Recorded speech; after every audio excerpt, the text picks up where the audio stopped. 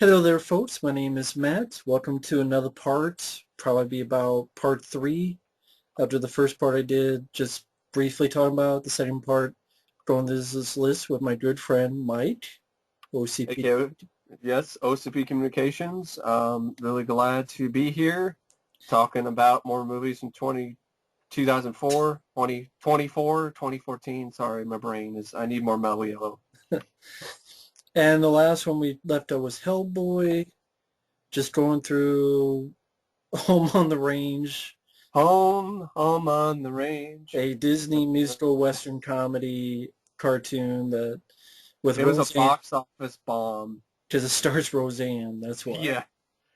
It's also really not that great of a concept too, so it's kind of pretty lazy, and it's kind of sad because it's the last 2D animated Disney film until Princess and the Frog, and it was kind of the one that showed, well, 2D animated movies are kind of reaching their end, or they're not that good, or so on, and Pixar pretty much took over. Well, they could be. You just don't have a film star Yeah, Roseanne you to just don't star have She-Devil.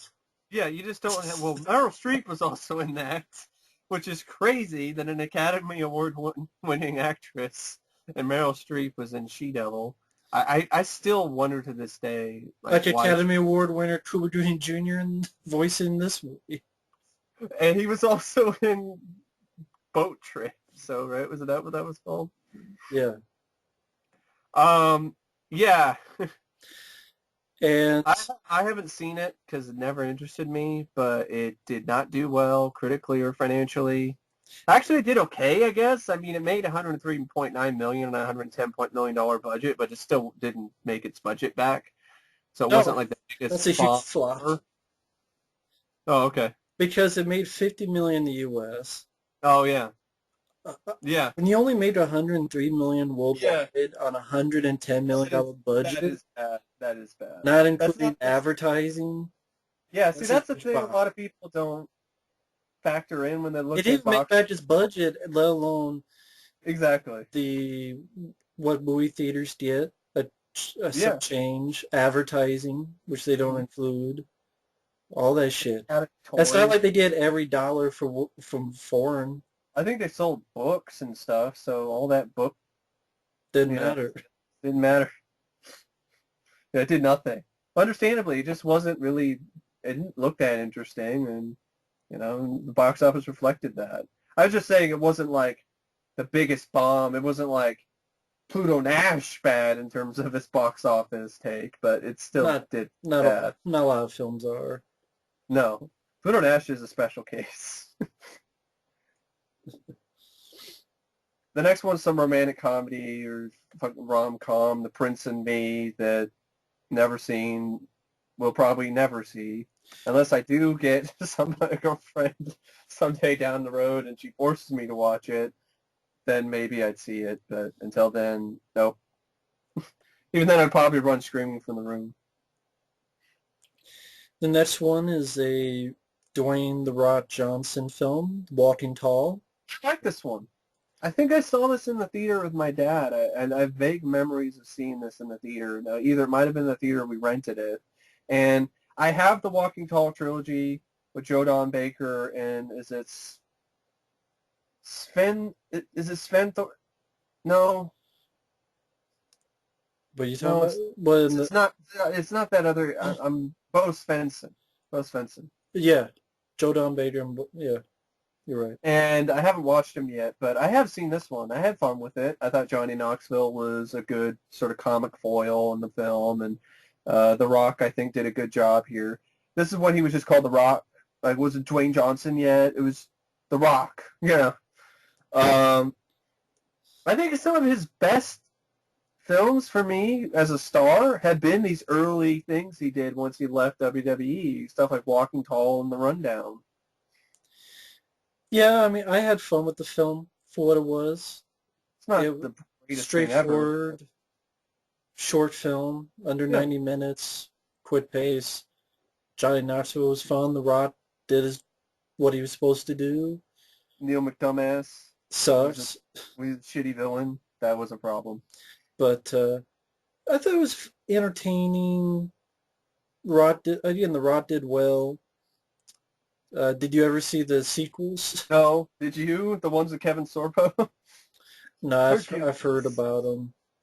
I might have seen one when it came out, but I don't remember much. Just It's crazy that to me that there's like 5 or 6 Walking Tall movies. I don't think that was ever. No one ever thought that would happen with this franchise, which was loosely based on a true story. I don't know, maybe that's his character that we're going Fast Six, Fast Five. Like he retired, changed his name to protect the innocent, and Now he's working for the FBI. now he's working in the Fast and Furious movies. Yeah, I think I did okay box office wise too. Like it wasn't like the biggest bomb. It did pretty poor. Yeah, Cost 46 million, made 46 million in the U.S. yeah, that's pretty bad. So 57 million foreign, or 57 million worldwide. Yeah, So that's bad. The Tooth Fairy probably made more money, and that's pathetic. The next one is an infamous box office bomb. It's a film called The Alamo, directed by John Lee Hancock. It cost $107 million to make, and it only made $25 million. Wow. a film with Dennis Quaid you haven't seen. Yeah, haven't seen it because it's almost 3 hours long. I think As that's Billy Bob Thornton, Patrick Wilson from The Conjuring and Insidious, Jason Patrick. Lost Boys. Ron Howard helped produce it. Carter Burwell did the score. It's based on the Alamo, the battle for the Alamo, based on history.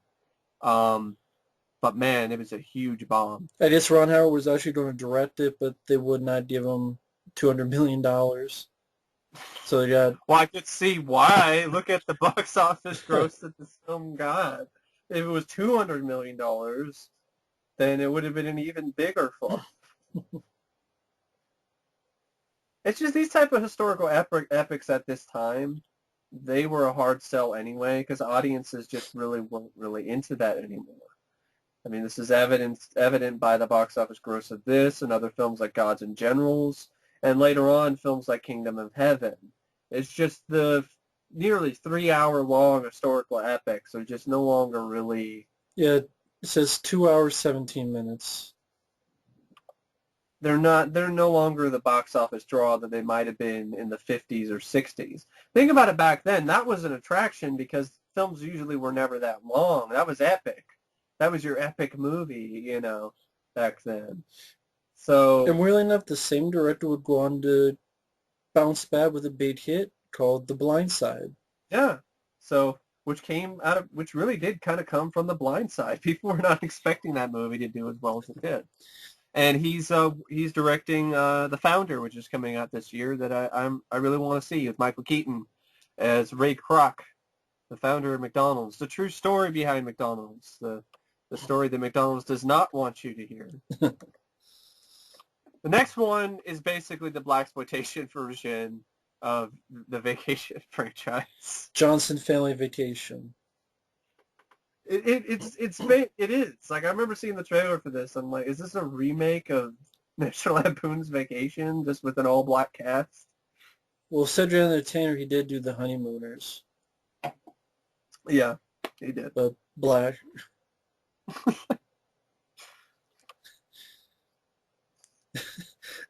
I'm laughing because it makes me think of, for those who don't remember, Lethal Weapon 2, when Danny Glover and Joe Pesci come into the thing and the they're trying to BS this one guy, and the one guy says, but you're black. And the Danny Glover's like, yeah, of course I'm black. Free South Africa. Just help start a little riot while Mel Gibson sneaks in. Yeah, Sorry, it makes that's me great. think of better movies. Yeah. Well, Lethal Weapon 2 is an excellent film, but, you wouldn't know that if you bought an action movie book that came out recently. No, just not in it. Cedric the Entertainer, Bow Wow. Oh, Bow Wow. Oh, not Little Bow Wow? Just Bow Wow. He took off the little at that point. And Shannon Elizabeth and Steve Harvey and Jason Momoa. Mamma Mia. Jason Mamma Mia's in that? Wow. Jason Mamma Mia. From Family Man to Aquaman. But I didn't see it. I had no interest. I had no Nothing about interest. this. It's just like, I'll just watch Vacation. The new one, I haven't seen that, but that looks god-awful. I'm sorry.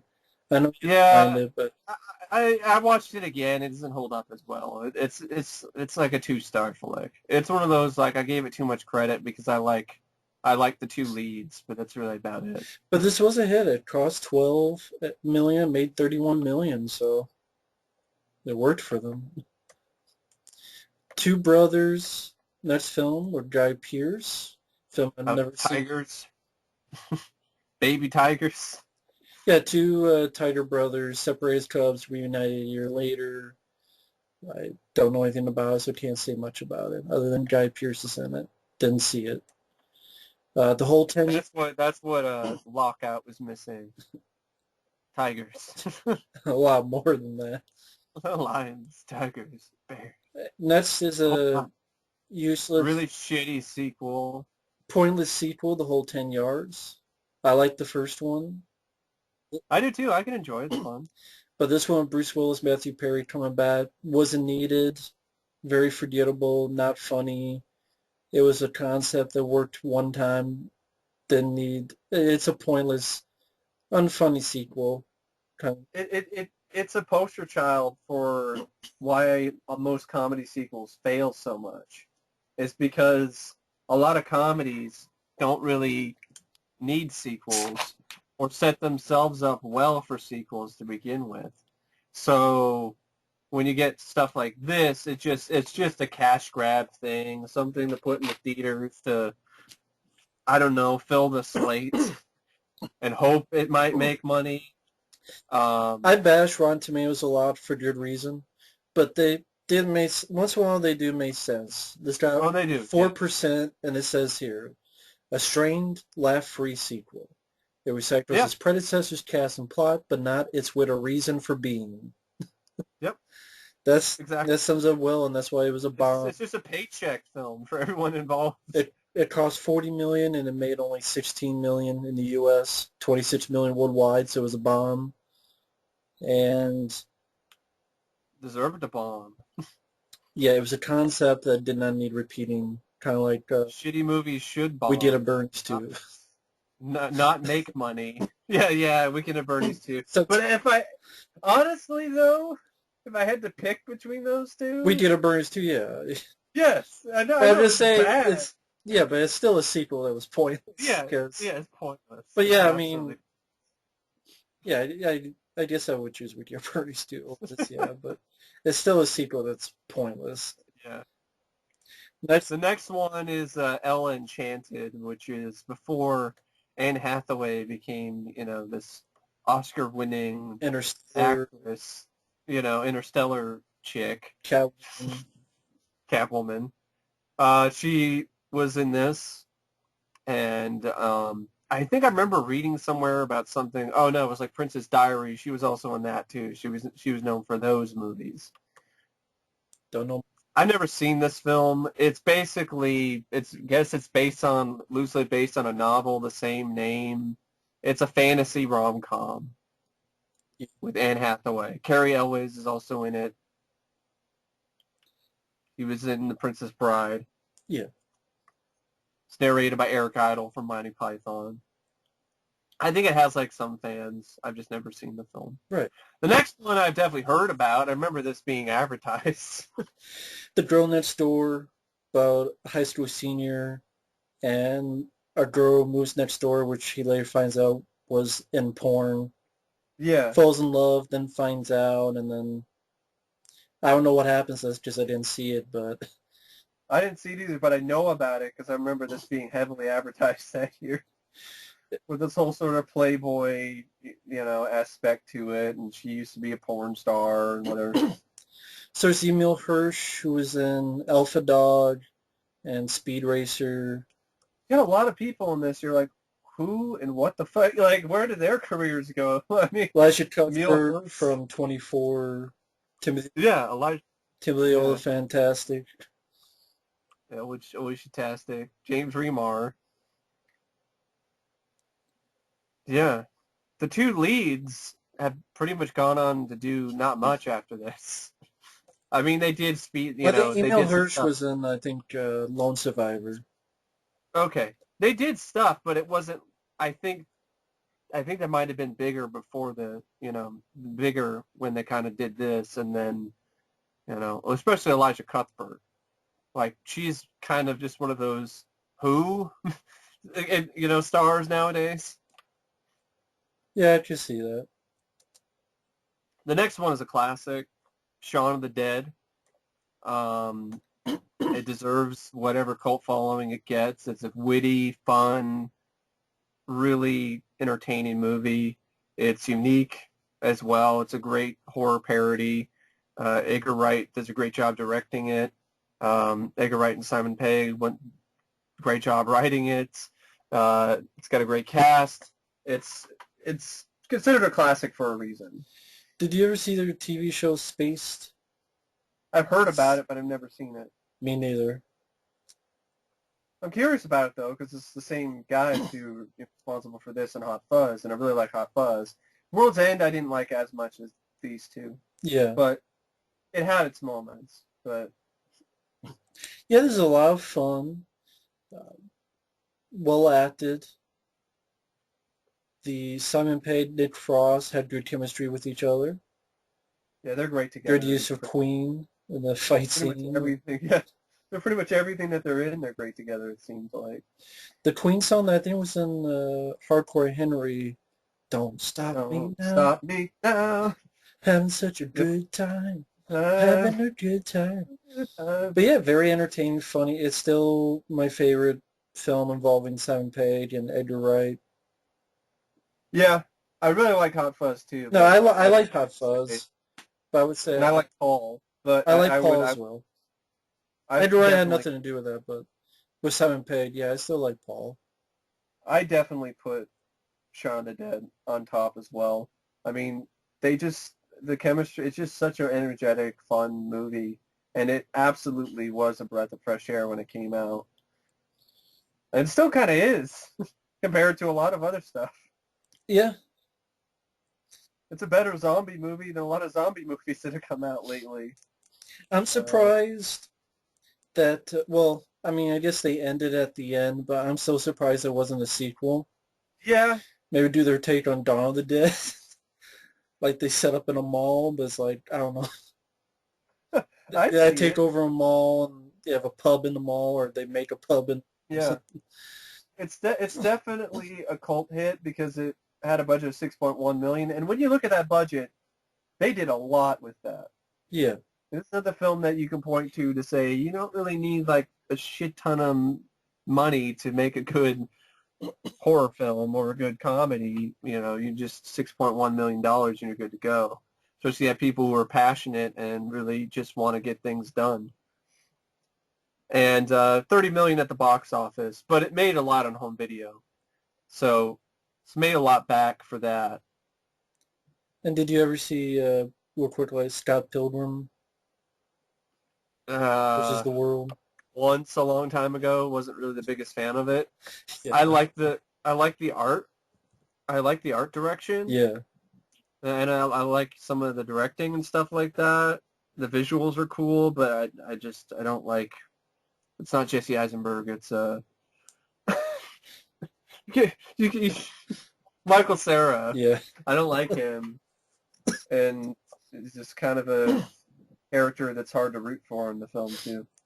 I agree with that. He's a douchebag. And the other girl from The Thing, 2011. Yeah, or Elizabeth Winstead. They're both douchebags. They're both douchebags. Shaun of the Dead, I like the characters a lot more. Same with Hot Fuzz. Absolutely. That's what makes those films work in comparison. And fun gags like the stuff where they're trying to fight the zombies with records. But that's one of my favorite scenes in that movie. because they're making sure to look through all the records to be like ones that they want to keep and ones that they can use to like throw at the zombies. Now the next one I've never seen called Connie and Carla. Some do with drag queens and David Duchovny's in it, and Is he in drag like he was in Twin Peaks? um, no, well, it says here he plays the straight brother of another guy who's one of their Oh, drag okay. queen friends. So I'm guessing not unless there's some twist. I didn't see the film, but It also has Robert John Burke himself. RoboCop Robo from Drag. RoboCop 3, RoboDrag, RoboDick, as Rudy, the sadistic crime boss in the And movie. for some reason, Tom Hanks is one of the four producers. Yeah, I think he also helped produce did he help produce the other film that Nia Vardalos was in? The Big Fat Greek Wedding? I think he might have been one of the producers on that too. I don't know for sure though. Oh, okay. The next one this is volume 2, right? Yeah, Kill Bill Volume 2. Well, of course, it's Kill Bill Volume 1, which came out the year before. I like that one more, but I could still watch Kill Bill Volume 2. I like it. I think the first part's just a stronger film. Yeah, I mean, between the two, I like Volume 1 more, but I still like Volume 2. Yeah, I do too. I'm surprised I think they have it overseas, but that they didn't do like just put the two together. Yeah, I, there's a Blu-ray, but it's like so they're still overseas? separate. They're still separate. Oh, So it might be overseas. They have the whole cut. It was released theatrically, limited in a limited release. For a certain amount of time. I'm In 2011, and screened in select cinemas, retitled "Kill Bill: The Whole Bloody Affair." So I don't know why it was never released on home video in that way. But there's some good stuff in the second one. There's the fight with Daryl Hannah in Yeah, the trailer. There's her being buried alive and her doing the finger to I want to say Ennio Morricone music. No, maybe it's not. I can't remember what's the exact music, but I know it's from a spaghetti western. if it's from a spaghetti western, it's probably more than likely Uh, by Ennio yeah, Morricone. well, with the way Tarantino does, yeah, I'm sure it is. The more I think about it, I remember there was like a cut scene with Michael Jai White, which I remember saying, like, why was that cut? Like there was like David Carradine and Michael Jai White have a little fight. That is interesting. Maybe it was part of the film. For some reason I remember it being cut though, because I remember like it was in the trailer and then it's not in the film, and then seeing I think it is a cut scene, but yeah, It's been so long though since I've seen these two films, so it's not really super fresh on my mind. But I did like Volume 2, and the Volume 1 I like better, but Volume 2 is still pretty solid part. yeah, Of course, I definitely remember the way that she takes out Bill. Bill, though, I kind of remember that being kind of anticlimactic, but, it worked. yeah, definitely. The next film I like a lot more, and I think is honestly pretty damn underrated, if you ask me, and that's The Punisher, the 2004 film. Uh, I remember, because my dad is a big fan of The Punisher, and we didn't get a chance to see it in the theater. So I remember it was one of the first things I think we rented and we watched together, and we both really enjoyed it. And I've always liked The Punisher by Jonathan Hensley. I think he's the one that directed. Didn't he direct T3? Or Yeah, is that a different? No, Mostow. no, That's Mostow who Mostow. did Sorry, but U571 and he's a writer. yeah, he He helped write Armageddon and Die Hard, The Die Saints Hard with a and Die Hard Vengeance and and Jumanji. Jumanji.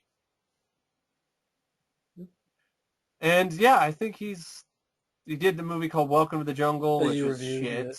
That was fucking terrible. And his follow-up to The Punisher is a really, really shitty cannibal jungle movie. Found footage. Found footage, just wow. It's you cannot even believe it's directed by the same guy who directed The Punisher. And then he hasn't done much since. He did a film called Kill the Irishman that kind of did nothing, and then that was it. It's kind of too bad, really, because I think his direction in The Punisher was solid enough that I think he deserved more action projects at least. Yeah, I agree with that. Thomas Jane delivers a great performance here as Frank Castle in The Punisher. I still see him as The Punisher. I haven't seen the Daredevil TV show, but from the clips that I've seen, it kind of seems like John Bernthal is just, I don't know, just kind of just screaming a lot and just yelling all the time. And I don't know. It seems like they were kind of going for the Frank Grillo guy. It's like they're trying, hey, we like Frank Grillo from Purge Anarchy. That's who we want the Punisher to be in this series. It just, the Punisher does have moments where, of course, he's lost his humanity and all stuff like that. But there are parts of him, though, where he is human. And I like that this film touches upon that. And it makes you root for him so much harder. And I know some people have issues with that because, oh, it's dramatic or the Punisher shouldn't be sad or whatever. But I think it really works in this You film's shouldn't be favor. sad. I've heard some people say shit like that. The guy whose family was murdered and he shouldn't be sad. Yeah, that makes a lot of sense. But to see the explanation behind that. So would Hey, I. my family died. I'm not sad. He doesn't need emotion. Isn't that what people would complain about usually? Is the other way Yeah, around? But exactly. Yeah, I know. They seem to think, I think they read too many of Garth Ennis's comics. You know, the Marvel Knights comics he did where the Punisher was just some really sadistic psychopath. So I think that's kind of what they were kind of wanting to see here. But that's not really honestly who Frank Castle is at heart. That was a Marvel Knights comic. In a way, you could kind of look at it as kind of a spin-off, a kind of way to take Punisher to lengths that you've never really seen before. So, you know, they should just the sequel to this now with Thomas yeah, Jane, an actor yes, called Punisher Kills the Marvel Universe. that would be awesome. That never happened, but I mean, No, it never happened. just as a what if movie. Like if I mean, someone had I would, all the money in the world. yeah, I'd still like to see the Punisher 2 with Thomas Jane because Yeah, I would. it's going to happen because if they're going to do it, it's going to be John Bernthal. Well, they But did one called Warzone. BJ from fucking Grudge Match, that's who your Punisher is. They did Punisher Warzone. Yeah, So, which was originally going to be the Thomas Jane sequel, but Thomas Jane, rightfully so, was like, this script is fucked up and I don't want to do it unless it's and they cut the right. budget. And I Yeah. think he wanted Walter Hill to direct, and they said no. And Well, maybe that was a good thing because we've seen Bullet to the Head. So well, I mean, who knows? Maybe he could have more to work with than a Punisher. yeah, yeah, it would have been interesting to see what he would have brought to a Punisher sequel. That's for sure. I think it would have been better than Warzone. But yeah, I think it's I definitely think it's one of the more underrated. It's definitely R-rated. I know the people think they seem to say it's tame or it's not that fight. I'm like the Russian fight alone is like Well, like they don't really like the scene like you think he's torturing, but he's got the popsicle. It's like, would Frank Castle really do that, or just yeah. burn I it? mean, And I yeah, understand those little I can points. I can understand understand that that. those little points. I can see that, but there's still plenty of other stuff. I Yeah, mean, the paper cutter uses the paper cutter to chop a guy's head in half. And yeah. in the fight with the Russian, the Kevin Johnny Nash, Cash wannabe guy played by Kevin Nash, the Russian. who didn't blow out his quad during filming miraculously. Roy Scheider as the Punisher's dad. I mean, Frank Yeah, Castle's great. That was a great casting choice. I mean, from one action hero, to another, oh, he's to not an another. action hero, according to some Fuck folks. off. According to some folks. Bullshit. Even though he Smile. Smile, you son of a bitch. Even though he was in like Blue Thunder and all these other great action movies, but he's not an action hero apparently. Even some people consider Jaws in some ways kind of an action film, with the climax at least. That's pretty action-packed. Blows the shark up real good. But And of yeah, course, his wife was Princess Daisy, yeah, who's also in Broken Arrow, Samantha Samantha Mathis, Mathis. and Super Mario Bros. Of course. But I mean, Ben Foster, well, Legends after he's a supporting role. John Travolta did finds the bad guy. I thought he did a great job as Howard Saint. Yeah, Uh, I think Travolta excels at playing villains anyway. I think he's kind of at his most comfortable in some ways there. Like you can really, yeah, and face off. There's just some problems there, but I think the director didn't rein him in, and he was just like, be like Nicolas Cage, and then what happened. Nicolas Cage is kind of crazy, so then now John Travolta's trying to imitate Nicolas Cage, and then but with Broken Arrow, that's a with better this film, example. I did see in the theater. Had a good time in the theater. That would have been fun. Really enjoyed Thomas Jane, and my favorite Punisher movie is Dolph Lundgren's Yeah, I would say as an so. action film, but as the character of the Punisher, I would say Thomas Jane. Yeah, Um, he did, of course, Dirty Laundry, which was a fan film with him and Ron Perlman, it's great. It's a great fan and film. It showed that he could still and he be the Punisher. loves the character. Yeah, That's why I do not understand why. Yes, I haven't seen the TV show, so I can't say anything. But why not just use Thomas Jane? yeah. I mean, the Punisher, Thomas Jane still looks in great shape. Exactly. He's The Punisher doesn't have to be young. He's the right age. Um, they did I mean, Marvel is even on the fucking poster, like the Marvel logo. Yeah. With the gunshots and that great score with that sort of spaghetti western feel to it. Yeah. Yeah. It was a Marvel film, It is a Marvel film. Released it as well. But I guess technically not, because that started with Incredible Hulk and Iron Man. So even though Marvel Studios did help it, but let's forget I would honestly say it is a Marvel film. It was a Marvel film before those films were. I would say it's had the Marvel logo in front of it. And it did. So, this is how they kind of started out as films like this, and regrettably like fucking Man-Thing, which is fucking terrible. Now that's a really bad. Now you want a bad adaptation of the source material? Which I thought he was a good guy, Man-Thing. He is. That's why I thought. I mean, when I saw this, I'm like, I don't know much, but I thought Man-Thing's a good guy, and it's like he's Marvel's Swamp Thing, pretty much. I'm like, is he just a killer monster? No. No.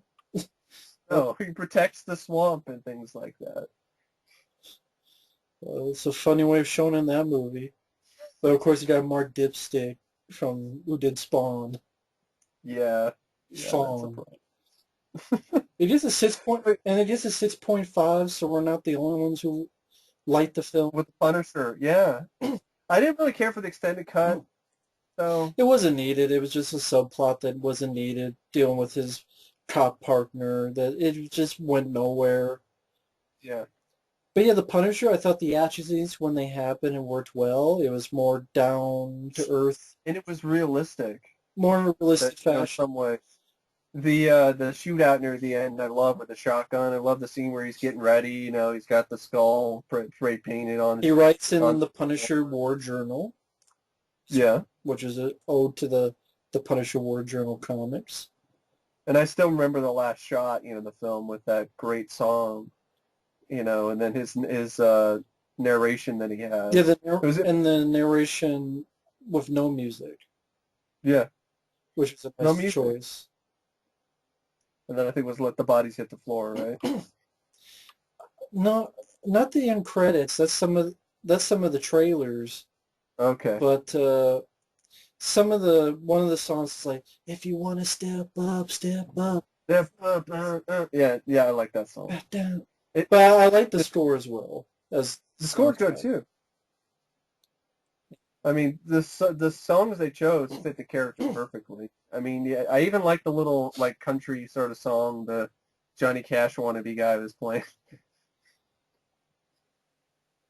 It's basically saying like you're going down type thing, and that was a fun scene too. It was really cool. Like he creates a Punisher mobile, with all the he doesn't get to Yeah, use it that much, but it was still fun. And the whole pan out shot at the end when he drags Howard Saint, and then it's all in the shape of a skull. This isn't vengeance; it's punishment.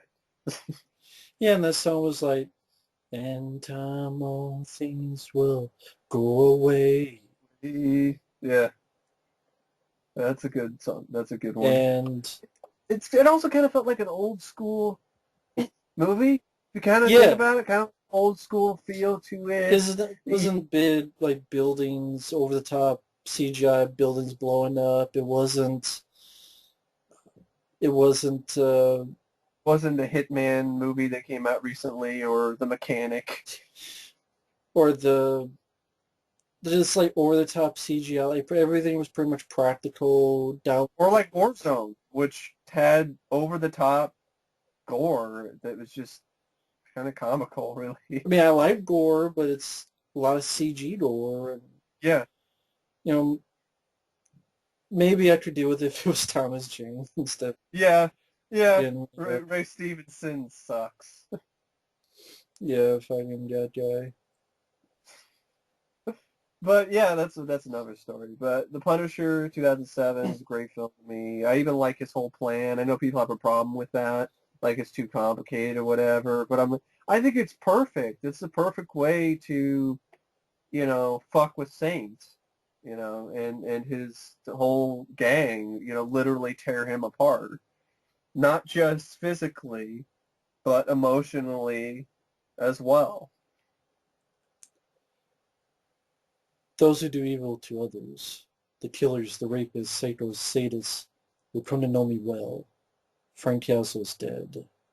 Call me Told me the Punisher. Punisher. That's such an epic. I get chills just thinking about that last monologue. It was just so well done, and it just kills me that we didn't get a sequel. We didn't get to see more because this was in essence a prequel. This is like the introduction of the Punisher to this new sort of film franchise, and it just kills me. It pains me so much that we didn't see a sequel with Thomas Jane, because then some of the Punisher fans who had a problem with this, you would have had more Yeah. problem than what you got in this. Sometimes it's best to kind of, I don't know, save things for later. Don't go all out in your first movie. I mean, I loved the film since I saw it in 2004. I still love it to this day. And of course, Step Up, that was Drowning Pool, for those who want Yeah. to know. And yeah, I wish there was a sequel with Thomas Jane. I wish they would have gotten him back for the TV show. I would have watched it if it was him. To me, yeah, Dolph Lundgren's The Punisher is like my favorite like action film of Yeah. Punisher, but uh, character, I would say Thomas Jane is the Punisher. Just I Dolph, I agree. could put Icon Peas, Show Yeah. Tokyo. This was Thomas's big, his big role. He made it his own. And I see more Frank Castle from the comics anyway in Thomas Yeah, than I do in Frank, and what the fuck is his name again? Ray Stevenson. It's well, yeah, I definitely see more of the Punisher in Dolph? Thomas than Ray Stevenson. No, it's the other guy that was who's playing the Punisher now. John Bernthal. John Bernthal. I just skipped past my brain for some reason. But yeah, I see, because he seems more like a military. I know Punisher might have been in the military before, but it's just I haven't seen the show, so I can't The Sick. footage that I've seen, he just doesn't really strike me as the Punisher. Hmm. But, Thomas, maybe it's just because I just think Thomas just did such a fantastic job playing Frank He Castle did. and the Punisher. Yeah, I think he did too. Yeah. So that's our thoughts on the Punisher. I'd say it's my favorite Thomas Jane film. That's tough. He's good in Deep Blue Sea as well, but It's tough for me to pick, but I love those. I love both those movies. the next film, I think I saw this once. With Elektra My, and my the Hulk. mom. Yeah, 13 going on 30, which is basically Big, but with a 13-year-old girl instead of, Tom Hanks a big. kid. Yeah, it's basically Tom Hanks Big, but with a girl instead of a boy. Jennifer Garner, Mark Ruffalo, and Andy Serkis. Didn't see it. No, nothing. Much I know about my it. mom likes it. That's all I gotta say. Movie about a big red dog, and no, it's not a sequel to that shitty movie with Martin Short and oh man, that actor's name, just Charles Grodin. Clifford's really big movie. I remember those books and that cartoon that was on OPB or whatever, but I never watched it really.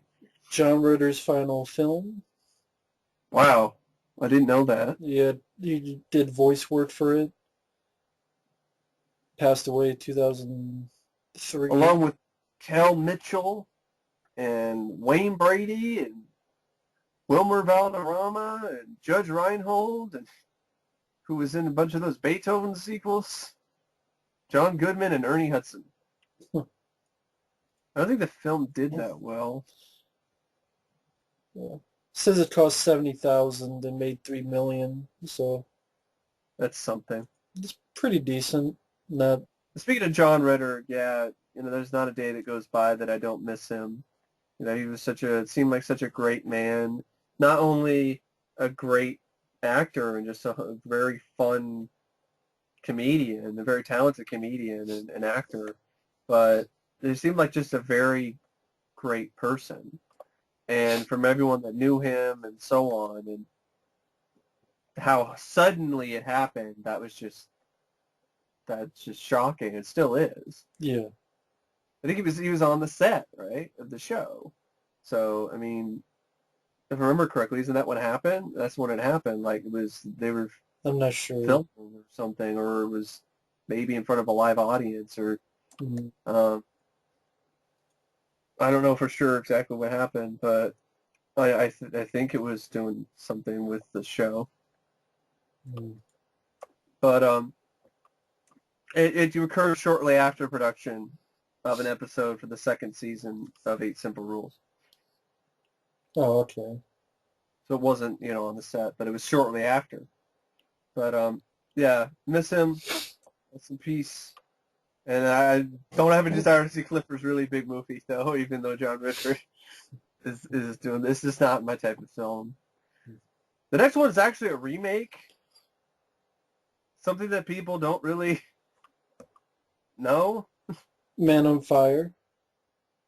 There was a Well, I felt previous like one in '87 with Scott Glenn. which I still haven't seen, but I do remember this. Yeah, the original has Scott Glenn, Joe Pesci, Danny Aiello. While this one, of course, Denzel Washington, Christopher Walken, Mickey Rourke, Dakota Fanning, Tony Scott directed it. You got Rachel Ticotin from Total Recall had a little bit role in this as well. Yeah. Good movie.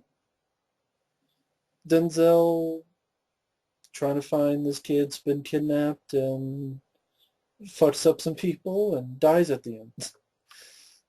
Yeah, that is kind of a...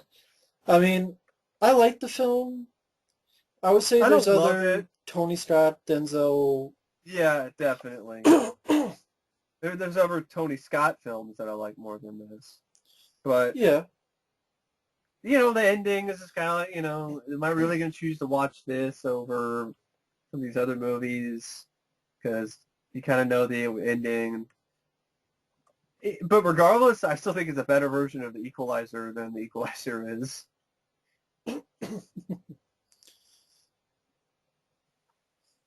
I like the film. It's not a film that we watch a lot, but it's well Yeah. done.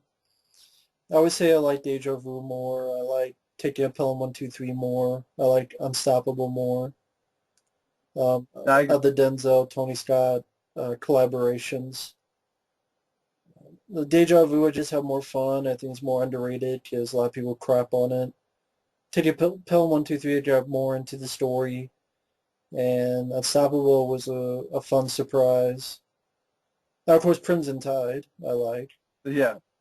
Yeah. But I would say I like those more than Man on Fire.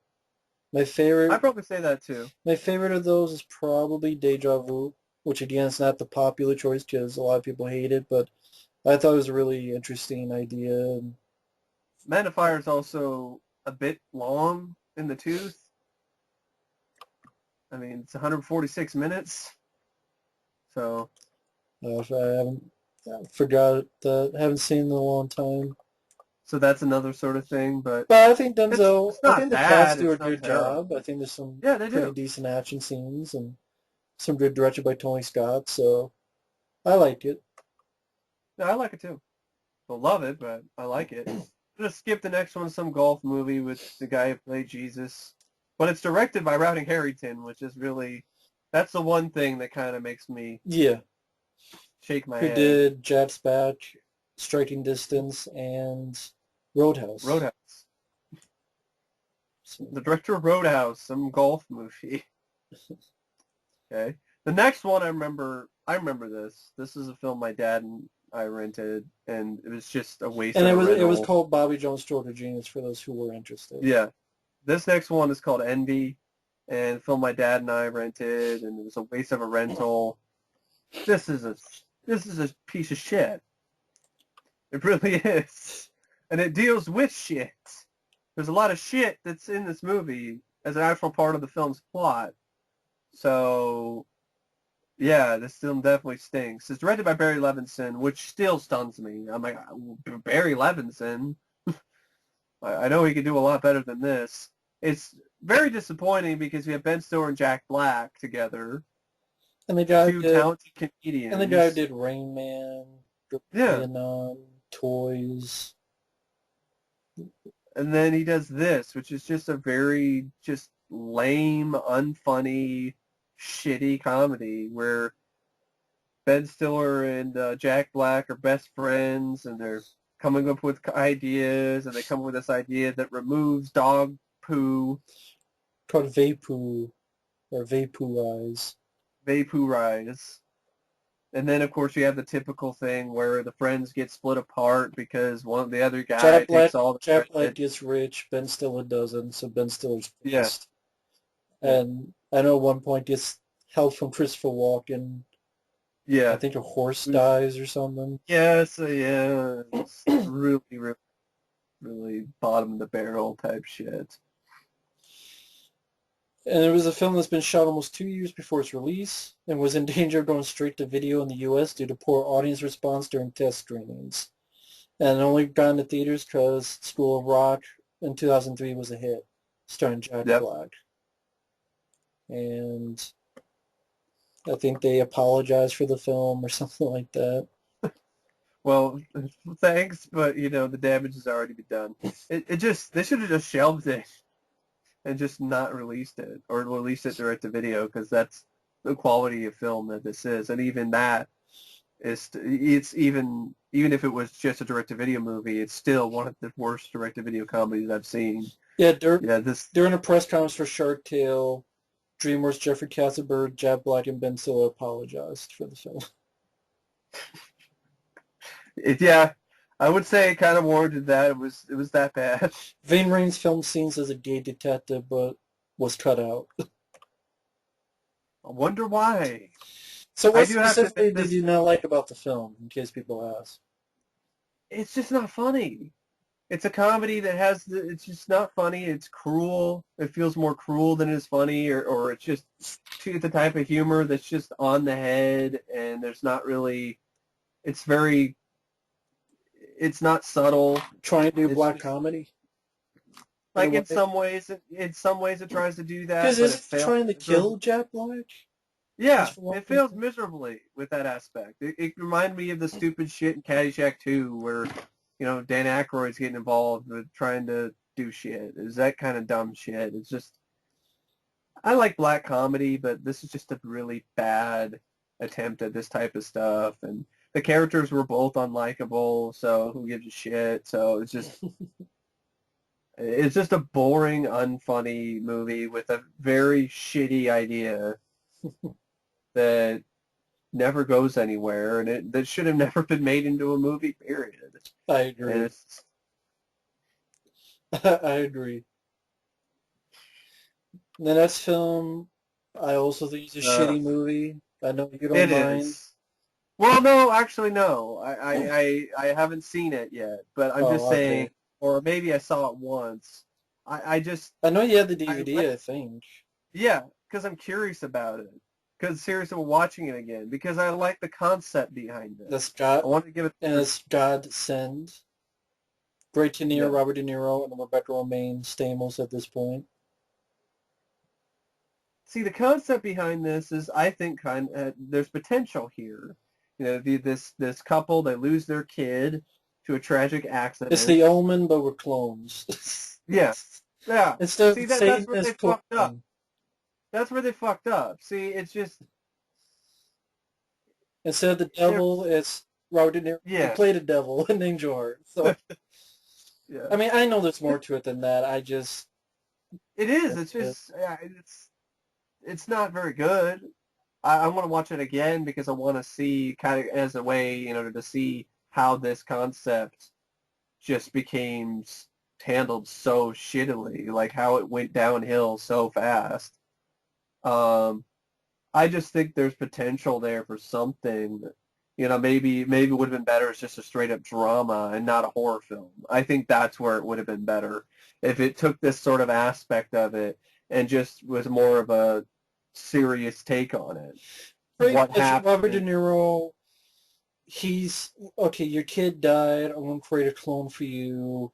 But he used like bits of his own son or something, Yeah. who is a psycho. And So it's like two, ripping off body two parts. two personalities of the kid kind of fighting over, and the Yeah. good one wins, but at the end the bad one sort of overturns it. Yeah. Uh, That ending was shitty. and just, I don't know. Remind me, it didn't remind me of it, but I'm like, this is the time Robert De Niro was doing shitty horror films like Hide and Seek. If you had to choose I watched between I hide and watch seek Angel and Heart. Godsend. Yeah, exactly. Yeah. Yeah, If I want to see Robert De Niro in a horror movie, I'll see Angel Heart. exactly. Godsend though, like I just think it definitely would have been better if it was not trying to be a horror film, just be a drama and just deal with the whole thing with the family and the effects of I guess Audrey what Rose has happened. a similar plot. Yeah, Have you seen Audrey Rose? I haven't seen it in a long time, but I do have it though. I want to watch that. Maybe that'd be a good double feature actually. Audrey Rose and then this because they're very similar. Um, Audrey Rose deals with the reincarnation sort of aspect. Okay, Somebody else is reincarnated as the child of somebody or whatever. There's no cloning involved. right. But Godsend, I just think the cloning aspect of it could have been an interesting sci-fi drama, but they just ruined it, trying to make it some generic horror film, trying to be like The Good Son. And it gets a 4.8 on IMDb, so that's a winner. I mean, and believe me, I don't Sometimes always go by IMDb, but sometimes they win. they do. Yep. Sometimes they win. Sometimes they're right. Well, 5 different endings were shot for the movie, so it shows. They couldn't fucking make up their mind. And the released one is the tamest one, apparently. So Mm. when you shoot 5 different endings, it says something. It Blade definitely Runner does. doesn't even have 5 different endings. They have 5 different cuts, but they only have 5 different endings. So there you Uh, go. I think they have like 2 endings, not 5, like Godsend. that's crazy. 5 different endings. Wow. Next film I've never seen, Laws of Attraction. Doesn't seem my kind of movie. Romantic comedy. Once in a while I can Never saw watch it them, either. but Pierce Brosnan, Julianne Moore had no interest. Can't say The much. next one is a cult classic, Mean Girls. I could watch it. I wouldn't say, oh, it's a favorite of mine. But if I'm gonna have to be forced to sit down and watch like a chick flick, like I can watch this. I think there's some good bits of it. The Lindsay Lohan does a good job. The rest of the cast is capable. Mm, I'd rather go with Clueless. Well, absolutely.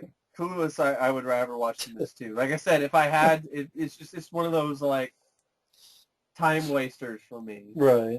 But I like Clueless. This is just okay. There's just a lot of But SNL people involved. yeah, and they did pretty good. Lorne Michaels produced it. One of the last Lindsay Lohan films that she's in, and this is the film where I remember Rachel McAdams the most from this role. As the queen bitch of the high school. Regina George, and here.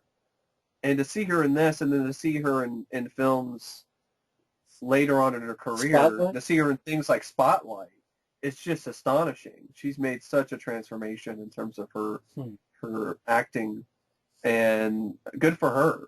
I mean, she could easily been one of those actresses that, oh, she's just there to be for looks and whatever. And who really thought that she would be the one out of the cast that would go on to have some big career? I I mean, think she's in that Doctor Strange movie coming out.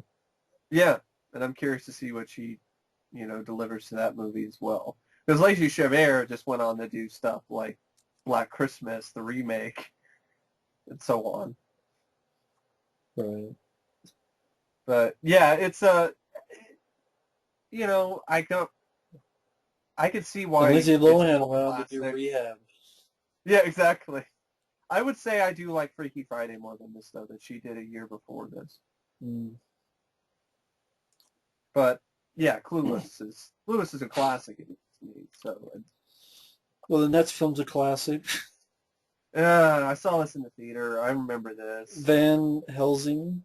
And Hissing. I thought, oh, cool, vampire. Steven Summers, right? Yeah. Did the Mummy.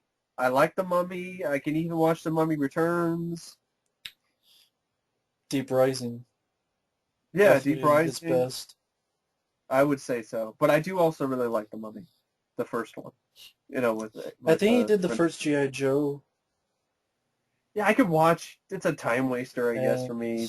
Dennis Quaid, yeah, but then I haven't seen it since I saw it in the he theaters. did the Jungle Book, the one with Jason Scott Lee. I've been curious about that. I actually am. I just haven't seen it yet. I know that it was a huge production because they used mostly real animals. And, weirdly enough, but cool, he wrote Gunman. Ah, with Christopher Lambert and Mario Van Peebles. Yep, he wrote Gunman. Well, that's cool. I think that's an underrated action film. Better than better than this, yes, I will say. I bought it on DVD. His second best film after because Deep it was Rising is cheap. Gunman. It was cheap. I would say The Mummy, but I like The Mummy, but I put the number 3. I'll say Deep Rising, Gunman, and The Mummy. yeah. This one, I don't love. I said in the first video, if anyone remembers that now, time waster, because I like Hugh Jackman. I like some of the action. I like the idea. But to me, Yeah. what hurts it, first off, guy who plays Dracula. Oh God. I know you want to rant on it, so go for it. The gayest Dracula I have ever seen in a film. Like this guy. Nothing against anyone who's gay. No, just wow. Come out of the closet already, Drac. Again, not saying anyone who's gay is it's a bad thing. The performance is terrible. It was a total joke. This is supposed to be Dracula we're talking about, not some fey gay vampire, It was just I bad. And then I just say he did a poor job acting. he Bad did. He did a choice. poor job acting too. It was a But bad choice. And yes, also, to me, yes, too much of a CGI porn fest, just yes, overload. yes. Needed to And be cut it back. doesn't hold up that well Yeah, it needed to be cut back a now lot. because it's 2004 CGI, and that looks really bad. Well, even at the time, it wasn't that great either. So, Yeah, it looked like shit back then too. I remember it yeah, just, and I also remember stupid shit like the vampires, like eggs and crap, like their xenomorphs pop out of eggs. that didn't bother me. Yeah, but I I that bothered me because I'm just like, well, that's just dumb. Vampires don't do that. But okay, well, they don't exist, so I know, but I know, but it's just that's just something that's just straight out of Alien, not typical vampire, lore. But it's kind of stuff that I saw in Children of the Night, and I hated that. So why did? maybe I expressed my anger for Children of the Night onto this film. Yeah, I mean, I'm Just did it on trust there. me, folks. Like I said in the first video, I'm not going to defend Van Helsing. I never would. I didn't watch it as a time waster, maybe like how you see the first G.I. Joe or something, Yeah, where that yeah, also has a lot of CGI and shit. yeah, Uh, yeah, I think how you view the first G.I. Joe, I don't know, maybe you like it more than I do Van Helsing, but uh, that's how I view Van Helsing as a time waster. But I'm yeah. not going to defend. I'll defend D Rising, Oh, I and definitely I will I too. like The Mummy more. But sadly, this is one of the better Hugh Jackman films. Yeah, Sad enough. I would rather watch this than the Wolverine or Wolverine Origins Orbital Steel. or Real Steel. I mean, it's not Okay, saying much, but the over the top remake, yeah. but yeah. It's not I'd saying also rather much. watch this than Van Helsing. I mean, than Rather watch the I Van mean, Helsing. I'd rather watch the Van Helsing, like what is it, like that CGI movie or something. But I'd rather Dracula watch this. Untold? I like Dracula movie? I'd rather watch this than League of Extraordinary Gentlemen. Hmm, I don't know. But then again, I need to watch that again. These are all ones that I haven't seen since I saw them in the theater. That's another one that kind of lessened my hate for Yeah. the imperfect. Like Van Helsing, these are imperfect. Again, I'm not going to Yeah. defend them. And Well, maybe. for folks out there, I'll defend something and not hold back. Van Helsing lead of Story and Gentleman, I'm not going to defend. But Yeah. I just watch it as a time waster. It just more practical Yeah. and so better at villain. I mean, Sean Connery was good in OXG. I'll give him Yeah, that. And then with this, I like yeah, that. Richard Roxburgh. Who the hell? What the hell did he ever do after this? What the hell did he do before this? It was like they just casted some unknown as Dracula because everyone else just turned the role down. Okay, who's better, this Dracula or the Dracula in Blade Trinity? Oh man, shit. They both suck ass. Gun to your head. uh, I guess I could deal with this Dracula more, maybe. I don't know. I guess I have to pick Blade Trinity. Because at Yeah. least he's Maybe, can yeah, have, but he's I think I go with Blade Trinity because at least he's an intimidating presence. So okay, all right. shitty actor, but Yeah, still, yeah. Presence. the presence is there. There's no presence with this Dracula.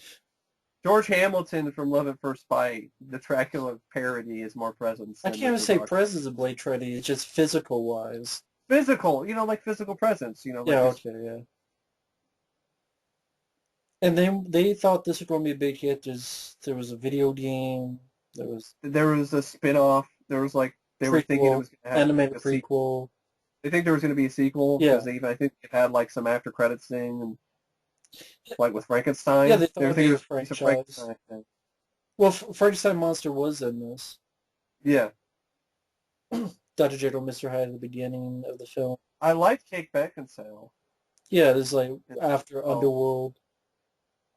It definitely this is a flawed film just like LXG, but they both kind of have their merits. It's just hell, she just disappointed me so much. I was one of the few people who was really excited to see it, and I liked the concept behind it, and I liked the trailers, and saw it in the theater, and then Mm. maybe it was just too high expectations when I was, a teenager or something. But yeah, those are both films I would like to revisit because they both are similar, throwback type movies. It's a double feature.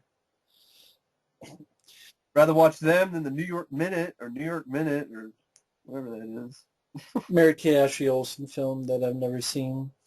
Can't say much Never about it. mind. The Troy? next one, though, I liked. I think this is kind of underrated when it comes to historical epics or so I've on. actually never seen this. I've heard of it. Brad Pitt, Eric Bana, Orlando Bloom, Troy. See, we kind of saw this in the theater only because, my stepdad, his name is Troy. So it's one of those. Is that the only reason, or was there more? Well, we were kind of. Was it really just because, hey, your name's Troy, so to see the movie called Troy? Well, I mean, I think that Mom and Troy didn't mind the trailer, but it was kind of, sort of the reason there. Even the running time didn't bother you? 2 No, hours, like this 40 one it minutes? didn't. This one didn't for some reason. I think it's because unlike Kingdom of Heaven, it wasn't boring to me. So there's that. And Okay. I think Brad Pitt did a great job playing Achilles. And what's crazy about his role as Achilles, he actually did tear his Achilles tendon. So they're like, ooh, a lot of supernatural, stuff like that. Oh, Tore his James Achilles. Horner did the music for this. Huh. Yeah, he did a good job with the score. All right. And I think Wolfgang Peterson did a good job directing it. Eric Bana, I thought, did a good job performance-wise. Orlando Bloom was just kind of there. The action sequences when they were there, I thought were well shot and they were exciting. I haven't seen it in a long time, but I remember liking it. I think it's a pretty good movie. I think it's kind of underrated now. I mean, it was a pretty decent hit. Um, I mean, $175 million budget made over 497 million worldwide, and yeah, Brad Pitt and Eric Bana, they really played off well against each other, with each other, and Hmm. yeah, this speech just kicks the shit out of shit like Alexander and stuff like that. So it's better than probably better than that Christian Bale one I saw, but Moses. Kingdom of the Heaven, No, oh yeah, I would the say it's Ridley better Scott one. than what the hell was the name of that movie? I forgot it too, and I reviewed it because someone asked me. Someone sent it to me, and I'm like, "Oh, I don't want to watch this." Actually, this Guys and Teens. Oh, okay, all right. So I had to look it up. Just nothing against the guy who sent me it. I knew this was like not gonna be for me. Yeah, It's but just preference, different preferences. if it interests you, you might like the trailer. Give it a look. It deals with the Spartans and stuff like that, and the rivalry between Hector and Achilles, and So, there's some good battle so it's sequences. more realistic 300s. You could say Fine. that in some way, Nah, no, I'm just messing with it, but not really. but not really. Yeah, I just, Because I just, it's based on I think the I know, I just myth. thought of it just Spartans and stuff. That's all. Um, the next film is a Jamie Foxx film I've never even heard of. Yeah, I've never even heard of this. Like, wow, Jamie Foxx. Breaking All the Rules. I've never, That poster is terrible. yeah, I've never It's such heard of this movie. neither have I. Man, that's a Jamie Foxx film that came and went big time. I even remember like Held Up I remember that or too. Bait. I like Bait. Have you I haven't seen seen Bait? Bait, but I'm curious about Bait though, because I remember seeing the trailers and I am interested in seeing it because of the plot. And Antoine Fuqua directed that. It was an early film he directed. And I liked Held Up. I thought that was a fun movie for what it was. Bait I liked. It was a film he did after Replacement Kills Antoine Fuqua, before he did Training Day and Tears of the Yeah. Sun. So That's all we have to say about it. We're talking about the movies. Now, the next is a series I think is okay, but Shrek 2. This is the last Shrek movie I liked. Yeah, You see, I would probably even say I would go as far to say I like Shrek 2 more than Shrek 1. Um, because I just think some of the villains are stronger, some of the elements are stronger. There's more stuff that's going on. The first film is fun, but I really like the sequel a little bit more. yeah. Um, Antonio Banderas actually does a good job playing Puss in Boots, and Jennifer Saunders I really like from her work in shows, the British shows like Absolutely Fabulous, and French and Saunders, uh, British sketch comedy show that she did. Um, so I think she's a very underrated, talented comedian. So she really did a great job with the voiceover here as the villain of the film, as the fairy godmother. Well, quickly, since we're talking about Shrek, go back to the first one. Would you have liked to have seen Chris Farley's more, or are I you okay saw with? I heard the audio because somebody posted that on YouTube. Okay, Sort of Chris Farley rough audio. His Shrek is different than Mike Myers' Shrek. yeah, Not the same in their tone or their approach.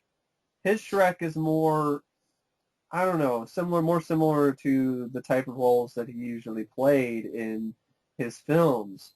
His Shrek is, and it seemed like his Shrek was kind of a little bit less comedic here. He was more. It seemed like his Shrek was given more opportunities to kind of be sort of dramatic, which was interesting. Um, I think it would have been interesting to see or hear Chris Farley's take. I mean, but I honestly don't, because if he did it, then he would still be with us, and that's something I would absolutely same here. Yeah, want. same here. But at the same time, I would say Shrek seems to be much suited better for Mike Myers, and I really probably would have Shrek would probably not be as good if Chris Farley, but it would have been different though. See, that's the thing. It's really hard to say which one would have been better because both films have a completely different approach to them.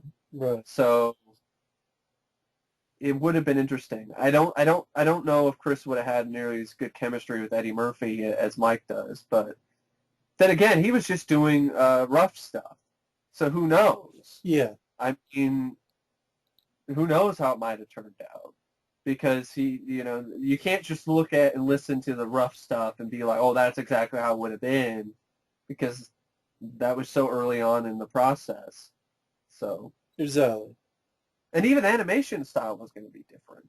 Yeah, it was going to So, look different, different design of Shrek and so forth. yeah. Shrek 2, I don't even remember what the plot is. I've seen these films maybe all of them put together. I could count on one hand. It's not I that I haven't hate them. It's I haven't just seen it in a long time, but it deals there. with something with a fairy godmother and Prince Charming, and this all kind of drama with that, and Fiona and so on. And I haven't seen it in a while either, so but I do remember liking it because I liked the songs more in this, and I thought it was funnier. Um, Didn't the donkey Eddie Murphy have sex with a dragon? Didn't they have like dragon donkey babies? yes, that was weird. That was weird. That was really Uncut weird. version coming soon. I have to I should admit that see it. that was weird. Shrek the Donkey, Shrek the Yiffy porn. what the fuck? What the hell, donkey? You fucked the dragon. You puffed it, then you fucked it. You puffed The hell, you donkey? puffed the magic dragon and then you fucked it. It's like you fucked your career, Eddie Murphy. You fucked it more than your career. Um, but yeah, this is the last good Shrek movie. Shrek the Third was horrible. Just not That was funny. just, yeah, fart and pee jokes and just And the first two films had their moments like that, but it was just increased tenfold in the third film. All right. And then Shrek Ever After, or Forever Happily After. Ever After, Forever it was After for 4. Forever After. It was better than Shrek the Third, but that's not saying much. I still would say the first two were better. Okay. Even then, they're not films that I'm going to be like, oh, Shrek and Shrek 2. Like, I will watch that. Like, right now, it's just, Yeah. as I've gotten older, these type of films that are more catered towards kids, and yes, there's definitely some adult humor in these movies. It's just these type of more films that are catered towards kids I just kind of don't enjoy that much as an adult. Right. I don't really choose to watch them, but there are other movies that, like Toy Story, but I grew up with that. I grew up with Toy Story. So the next one, Roland Emmerich, Day After Tomorrow. Dennis Quaid. I like the film, but it sounds like you don't. Be Well, I don't honest. hate it. You I be don't hate honest. the movie. No, I mean it's at best it's a time waster for me. Yeah. It's just it's another Roland Emmerich disaster movie. There's some good things about Well, it. what was it that you weren't done all about it? I don't know, just kind of the plot and just kind of just searching for survivors or whatever and sort of environmental message and whatever. I just, and I haven't seen it in so long, so I don't know. It's been a while. So I'd have to refresh my memory. But there's some good things about it. And I wouldn't say it's the worst thing ever, but I like a film like The Core more. Yeah, for fun factor, yeah, I have more fun with the core. That's kind of the kind of thing with it. It just wasn't as much fun. When it comes to this kind of disaster movie, you think you'd, I don't know, have more fun with it like The Core did or Volcano. And there's just kind of Yeah, didn't I'll seem to put have Volcano much. over as well. I mean, But Dennis Quaid is you know great. how I mean, much that's I a love whole. Volcano. Well, I like that movie a lot too, thanks to you. So Well, when Mike does his Dennis Quaid month, you'll hear more. One day what? down, I one mean, down the road. definitely sometime because I love me some Quaid, and And no one as has ever you done it. as usual, he's great in this. He's really good. I mean, Okay, I like the film. I just say I don't love the film, but I like the film. yeah, I like Dennis Quaid. I like Jake Gyllenhaal. I think he's a good actor. I like the idea. I think the first half, I think maybe what Mike's getting at, I like the film, but what happens is there's a lot of stuff happening where things are going cold, the snow covering everything, tornadoes in the city, yeah, all this stuff is happening, and then for the last third of the film, it's pretty much a bunch of people waiting for Dennis Quaid and one or two guys to just yeah, go across the snow. yeah. And That's the you either problem. have Jay Gyllenhaal dealing with some wolves on a ship, or they're running from ice, or wherever the hell it was, the cold, or Dennis Quaid and them just walking almost as Yeah, much as Lord of the Rings. yeah. So I yeah, just understand, like, the third act, you're kind of waiting for like, you think of Independence Day. A lot of stuff happened, exactly. but then in the third act, you have this big event where Yeah, fighter pilot fighter jets versus the alien ships, and Jeff Goldblum were going to space and yeah, flying around there. You look at even, say, Volcano. You have the big fire volcano and all the building falling down and get it out of the way, and patience, get them. and even Twister, something like Twister, if you're going to do natural disaster type stuff. I mean, even Twister, you have the big tornado, you have tornadoes, and then you have the F5 at That the end. five tornado demolishing everything, and they're going through the Yeah. house, and uh, that. The Core even didn't the Core kind of have a climax like that too, where they had to go like through that's a different type of movie. But it's still a disaster movie that everyone else hates but us. Yeah, I've always liked that movie. Another film I saw in the theater with my dad, so yeah. Yeah, I saw that in the theater as well. I enjoy the core. I think that was the year after or so. Yeah. But yeah, Rolling Day After Tomorrow I liked, but I think would like maybe Diz Quaid. having to go through more in the third act, not just Yeah, walking across the snow. I yeah, think yeah. I think that's where, to me, the problem is.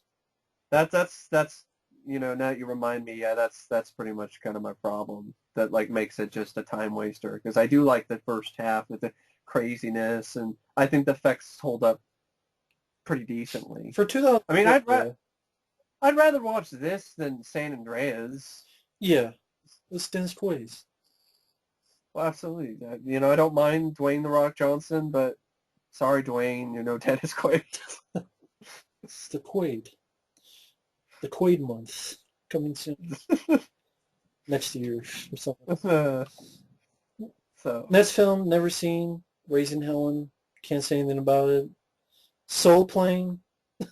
Kevin Hart, before he broke out, He was in Soul Plane. yeah, Tom Arnold and Snoop Dogg and Method Man Yeah. and Monique. I never saw it because it just looked like a blaxploitation version of Airplane.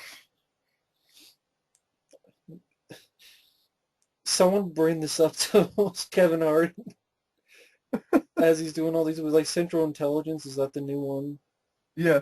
Just say, hey, we want you for Soul Plane 2, Electro Boogaloo. This with it's a crossover with Sharknado or something. He's having like his next film is like something like Jumanji.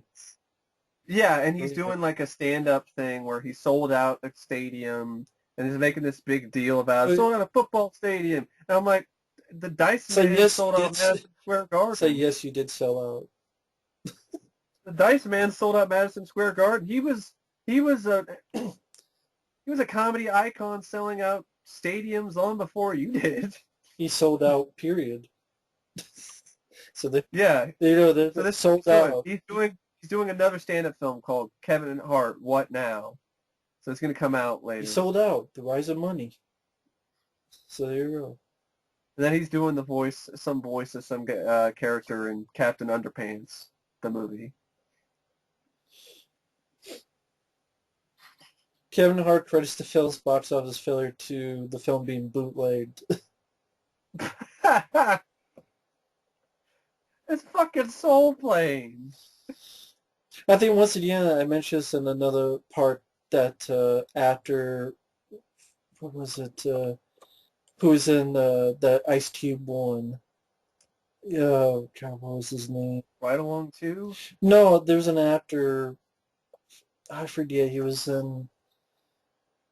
I forget the actor's name. He was also on Dinner for Five. Talk about this movie because he was in this movie. And he's like, Method Man? no, it was a guy who was in that Ice Cube motorcycle movie. And, Oh, Biker Boys? yeah, I Godfrey? no, Bernie Mac? Not Bernie Mac. he's the guy who plays Big Worm in Friday. That big Oh, guy. okay. I don't remember the guy's name. Ryan Pinkston? No, Gary Anthony Williams? no, I don't think he's not in the cast list here, Hmm. but he's in the film. I'll find in a second. But mainly my point is that he also talked about this movie. So it's like Booth's like, you think bootleg fucking kill Soul Plane? It's like a bunch of us on a plane, as if we've never been on a plane before. Phase on Love, that's his name. Oh, yeah. It's like, From, he would think he was well known in Scrubs, right? no, that's someone else. That's a different actor. But he was in Big Worm on Friday. He's been in some Jon Okay. Favreau movies. Like, Oh, yeah. Okay, now I know what you're talking about. but he's been on Denver for 5 a couple days. Pretty funny. He's like, you think the bootleg fucked up Soul Plane? It's like a bunch of us on a plane, as if we've never been on a plane before. It's just pretty That's much probably just talking funnier about than anything in the movie. yeah, just talking about how it's a shitty concept, just like Biker Boys. It seems like Sofia Vergara, this is one of her first films. She got her start here too, that fucking annoying, big-titted bitch. But yeah, Soul Plane, a bunch of black men on the plane, and that's funny. That's it, I guess. Just And it's purple. Black And Exploitation Snoop Dogg, Airplane. yeah, really. Snoop Dogg is the pilot. That's pretty much all, kind of what it is. Striker, Striker, Striker. Is his name Ted Striker? Uh, Never saw Soul Plane, so I really can't say anything. This one is the third Harry Potter film, directed by the guy who would do Children of Men and Gravity. I have not seen these Harry Potter films in years. I saw them all pretty much, except, well, I saw almost all of them in the theater. I definitely saw this in the theater. And this one's Harry So Potter. I saw the first four in the theater, and then like maybe this, I see the fifth one. But it's just been so long. And this was called Harry Potter and the Prisoner of Azkaban for the. And I read that book too. I read the at least up to the fourth book. And yeah, Alfonso Cuarón, who would go on to do Children of Men and Gravity. It's just been so long since I've seen any of these Harry Potter movies that I can't really say anything. I saw the first one, wasn't interested in any of the others. Did not care.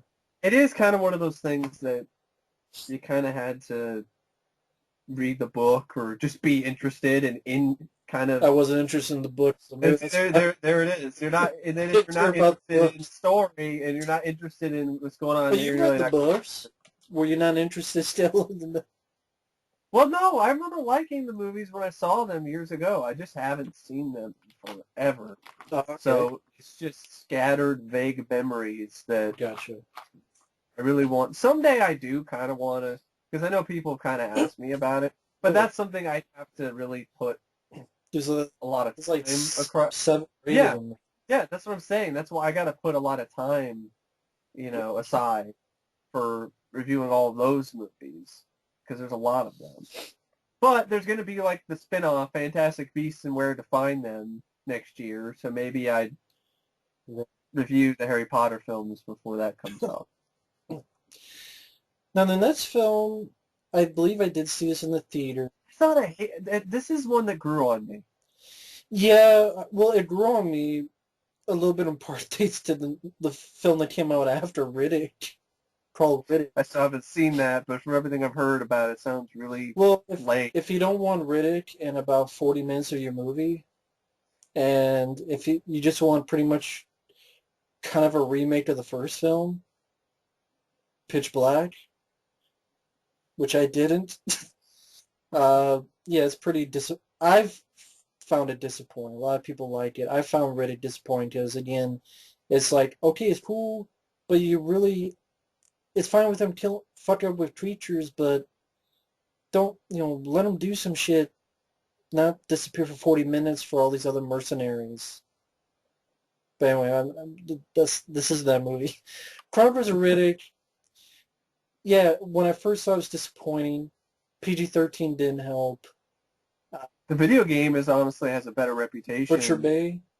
Yeah, than the movie itself. From Butcher Bay, yeah. Yeah. Yeah, that sounds like would have been a better movie, to be honest. I mean, Yeah. Riddick in a prison, escape in a prison, could have been his own, like, Escape from New York, but, just from a prison, just R-rated badass, just like that scene from Tango and Cash or something, just a better version of Escape Plan. I know you like Escape Plan, but I don't love the movie, and I think with another view, I think with another view though, I won't like it as much. But there it does have some problems. Bang or boom or whatever the fuck that was. But with this, it's like they try to make it. I don't know how you put it. It's like a fantasy. Yeah, like that's how I look at it. It's kind of like like Dune or something. They're trying to turn Riddick into Dune. Dune. Oh, okay. Yeah. Because all these different sort of factions. A bit mythology. Yeah. And then Dune. Yeah. And then Riddick, he was part of this group of people. It's like, where did all this come from? You're explaining Riddick. You don't need to explain Riddick. Just have him be a badass motherfucker who, can you trust him, can you not, and he kicks ass. You don't need to explain he's part of this race and thought to be... No. It's like, that would have been interesting if it was the first film, but that's the thing. It's not the first movie. It's technically a sequel. But what's good about the first movie is you don't know much about this guy. He's a mystery. Keep him in. It's like Snake Plissken. You don't need a big mythology of Snake Plissken. No. Even the sequel, which is flawed, I will say. They still, you don't need a big mythology like, oh, when he was a kid or he's part of this. Oh God, that would have been bad. And they'd probably do that shit with the reboot. It's just like the kind of stuff. Yeah, it's similar to the stuff that they did with the horror, reboots or remakes, like Halloween and so on, Friday the or 13th. Animal Rising. Let's Texas Chainsaw Massacre at the beginning, or the new Texas Chainsaw Massacre movie is going to come out with teenage Leatherface. Called, Because that called really, Leatherface. we really need to see that Or teenage. what they're doing with the new Friday the 13th. The new Yeah, alternate story, where the fuck you. yeah, another origin story. It just ruins the mystique of the character. I mean, it makes the character less interesting. And so it's the same thing here with Riddick. It's just like, oh, he's a part of this special race of whatever. Okay. But at the same Not time, enough of him kicking ass. no. But there are some, I would say the direction is good. There's some pretty spectacular visuals in this movie. Um, the cast is all right. Vin Diesel does a good job. Yeah. I think the score is pretty decent by Graham Revell. And it could have been worse, but yeah, I really would have preferred just Butcher Bay been made into a movie. Yeah. If I want to see this kind of thing with this big expanding universe, I'll watch Dune by David Lynch. But I did like the scene where it's like a certain sun or something's coming up and they gotta race the light. yeah, Like the lights peep up and they gotta race it. I like that scene. Yeah, there are certain scenes there. it's just a film. Yeah, it definitely grew on me. Like I just don't love the movie. I can watch it. It's just I really really like Pitch Black, and so this is just I don't know. It's just not what I expected. And then people are like, well, No. what about Riddick? And I'm like, but that really was just a remake of Pitch Black. I wasn't asking for a remake of Pitch Black. It's just, if you have, just have him. Butcher Bay is the There you absolute go. I mean, Escape from Butcher Bay. Just had this, he's doesn't disappear for 40 minutes, it seems like, in fucking Riddick. And it's not this yeah. mythology thing. It's just him in prison, wanting to escape, kicking ass. And then it was PG-13, the sequel. This one, yeah. That's another thing. Yeah. Because they had a much bigger budget. The first film was R, so Because they had a tiny budget, and this had. and that's always weird when you have a sequel that's PG-13 to a film that's R. The Yeah. first it's that'd be like a Predator 2, which PG-13. Die Hard 4. Yeah, I thought that worked. that turned out pretty good though. Yeah, I It's thought. one of the rare occasions where that turned out pretty good. Yeah. But yeah, I can see why people might like it or think it's it's I probably like better than it. something like it's better than something like Jupiter Ascending. Ascending. Yeah, but I like the film because it has some good pieces of I do too. action. Yeah, Carl Urban is in there. I like him. Vin Diesel is still like. I just don't love the movie, but I do like it. Yeah.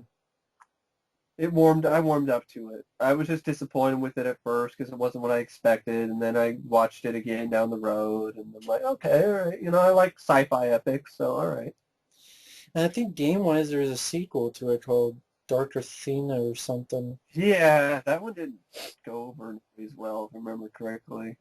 The next movie, this is pretty. Man, I was so hyped for this movie because I was and I still am in large part a huge Garfield fan. I grew up watching the show Garfield and Friends on reruns and stuff. I used to read the comic strip all the time. I had tons of Garfield books I used to read a lot. I legitimately really liked Garfield, and I still do. And when I heard about the movie, I was like, awesome, Garfield, And in retrospect, Yeah. it's shit. It's a piece of shit. It should have just been CGI completely or just an animated movie. But in the style of the actual Garfield comics or the cartoon series. what they got is this weird fucking blend of CGI and live action that just reminded me of the Scooby-Doo movies, and it just doesn't work here at all.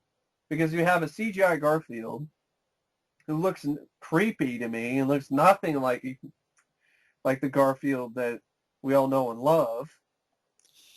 And Odie's a real dog? Yeah. Like, what sense does that make? I mean, Breckenmeyer did okay. You know, he did his best that he could playing John, and Jennifer Love Hewitt was all right. But I remember seeing this at the drive-in theater. And, because I was like, Garfield movie, you can see I love Garfield, and it was just, Dean Cundy did the cinematography for this. I didn't know that. Dean Cundy. Wow. And Bill Murray was a good casting choice to do the voice of Garfield, which is kind of funny because Lorenzo Music, who was the original voice of Garfield, may he rest in peace, he was the voice of, the original voice of Venkman in the real Ghostbusters. So he voiced Bill Murray's character. So it's like full circle now. Bill Murray to being the voice of Garfield. But when you look at it in retrospect, it's like, Bill, you're moaning, complaining about like Ghostbusters 3 and these other projects. I'm like, you did Garfield. And you did Garfield, A Tale of Two Kitties. You didn't just do one Garfield movie. You did two. Well, I mean, first off, this is probably the last one we'll talk about tonight because Okay. it's Yeah. just, you get too many movies in that way. Yeah. And plus this will take a little bit because I remember that story that Bill Murray mentioned, like, oh, he thought it was a different Coen. Like, he thought it was the Coen brothers who wrote it. While this was Joel Coen. I don't buy that.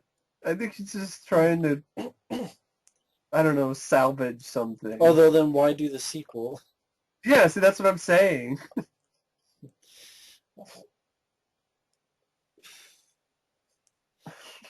I like the cartoon Garfield. But this, like you said, Breckenmeyer, I like him as an actor. I wish he would get more, bigger, better roles. Yeah. He's good on Robot Chicken. Jennifer Love Hewitt, don't care for her. It is strange that you have this very, very CG Garfield, but then the dog, Odie, is just a real dog. It's like, why don't you just do both CG or just make a Pixar-type animated movie? Yeah, that's what they should have done to begin with. Direction was surprisingly bad. Yeah. And I say that because, dude, you did Bill and Ted's Bogus Journey. Yeah. Much better movie directing than this, Pete Hewitt. Exactly. Bill and Ted's Bogus Journey is a well-directed movie. This, I mean, yeah, shitty script, but he didn't help matters either. It just... No, he didn't. And Bill Murray, honestly, I don't know. Maybe he could have worked if he had a better script. I don't know. Yeah. There's just the Garfield comics. They can be funny. The cartoon is funnier than anything in this movie. It's just when you have a CGI cat, it's just, I don't know, in a live action world, it's just... On the cartoon Garfield, doesn't he really just hang around the house and... Yeah. Not really... And so this whole thing where he goes out in the big city is just like... You know what it should have been? Should have been like Clerks. Not the language folks. I'm talking about they're just in one location and it's just sort of the day in the life of this cat. Yeah. Not this hijinks, gotta do this and going across town and... Yeah. What was he in New York or something? Yeah, he went to New York City and Odie are gonna... But like, wasn't he like not vet, but I thought he was like locked up or something. I can't remember. Yeah, he was. It's been a long time. It just should have been, again, when I say Clerks or like Mallrats, it's just them in one location going through their day in the life of Garfield. Yeah, That's really what it should have been, and that's, for what I remember, that's what the Garfield cartoon mainly was. yeah. Or at least They the just, they comic just. strip. There's some times where they went out, like Yeah, them but it wasn't to like, go camping or something, or when the only time Garfield, like, he was lost in the big city in one like animated special, but it wasn't like, as big as this, and they should have just kept it simple. And that's where the strips and the cartoons were at their best, is when they were kind of simple. That you can go into these big worlds in Garfield's imagination. Like that's kind of the stuff that happens in the cartoon. Like he'll go into this big crazy stuff because it's a dream, or him and Odie are playing around or something.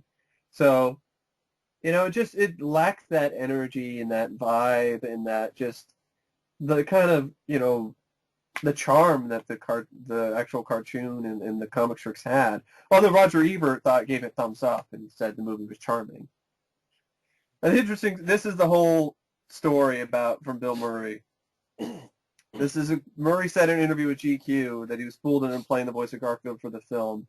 I thought it was going to be kind of fun, because doing a voice is challenging, and I had never done that. Plus, I looked at the script, and it said so-and-so and Joel Cohen, and I thought, Christ, well, I love these Coens. They're funny. So I sort of read a few pages of it and thought, yeah, I'd like to do that. So they went up and shot the movie, and I forgot all about it. Finally, I went to LA to record my lines. Usually when you're looping a movie, it takes 2 days. That's a lot. I don't know if should even tell this story because it's kind of mean. What the hell? It's interesting. So I worked all day and kept going. That's the line. That's the line. Well, I can't say that. And then you sit there and go, "What? What can I say to make this funny and make it make sense?" And I worked, and I was exhausted, soaked with sweat, and the lines got worse and worse. And I said, "Okay, you better show me the whole rest of the movie so we can see what we're dealing with." So I sat down and watched the whole thing, and I kept saying, "Who the hell cut this thing? Who did this? What the fuck was Cohen thinking?" And then they explained it to me. It wasn't written by that Joel Cohen. and then he did the sequel. Yeah. See, that's the thing. Although there was a good joke though in Zombieland, I have to admit. When Bill Murray playing himself asked if he had any regrets, and then he's like, Garfield, maybe. But I mean, yeah, both movies are terrible. But if I had a gun to my head, I'd probably pick this, because the sequel is just a stupid switch the fucking, oh, there's a cat that looks like him, and then is at this mansion, So I, and they get so I saw this movie, starred Rick Moranis. yeah, splitting hairs. Or I saw this movie. It's called Teen Ralph. Yeah, More like splitting hairs. I saw this movie. It's or Rick Prince. Moranis. It's the Prince and the Pauper. That's the Yeah, I same. know. Yeah, it's an old, old, old story, and I saw that before in an episode of Garfield and Friends. Yeah. Literally the same plot. Oh, He really? ends up in some mansion place, and he's miserable because the girl that took him there is just treating him like, Okay. like he's some kind of doll or something, and making his life hell. So he realizes, well, even though this mansion, I've got all these cool things and stuff, I still would rather be with John and Odie, because I don't have this, I'm not tormented by this rich girl who thinks I'm her doll. Gotcha. Yeah, folks, if you like Garfield, just watch Garfield and Friends. Just watch that. Don't watch this movie and the sequel, Yeah, better. or read the comic book, or read the comic strips, or the Garfield books. That. Anyway, yeah, but it was a hit. Yeah, it did well. That's why they made a Which sequel that, again, Roger Ebert liked, and I don't know. May he that rest in peace. yeah, This is the same guy we're talking about who gave Die Hard 2 thumbs down. He gave Die Hard a thumbs down because of some really, really petty shit, where the guy from the Breakfast Club, the FBI guy, no, the police chief, he yeah. was like, that character is just pointless, and that was his whole thing. So the movie's 2 stars because of one character who's barely even in the movie. Okay, all You right. mean like the only thing on Broken Arrow is Howie Long? like another guy said. How long and It's more just how how long. long and how long. But anyway, But yeah, it could have been a lot better. It's just I think I remember liking it when I saw it in the theater because in the drive-in because sometimes you delude yourself because you're all like I'm such a big fan that you want to say okay well at least it's watchable it was somewhat entertaining and then watching these films later though no absolutely not just they're bad the CGI made for home video direct to video Garfield movies are better. well, there you go. Well, thanks for listening to this part. Yep. Staying tuned for more. Yep. Just don't want to get burned out. This is the best way to I don't do it, want to. honestly. Yeah, And definitely is. and thanks for listening. And you have a good night. Bye bye. Yep. See ya. It was fun.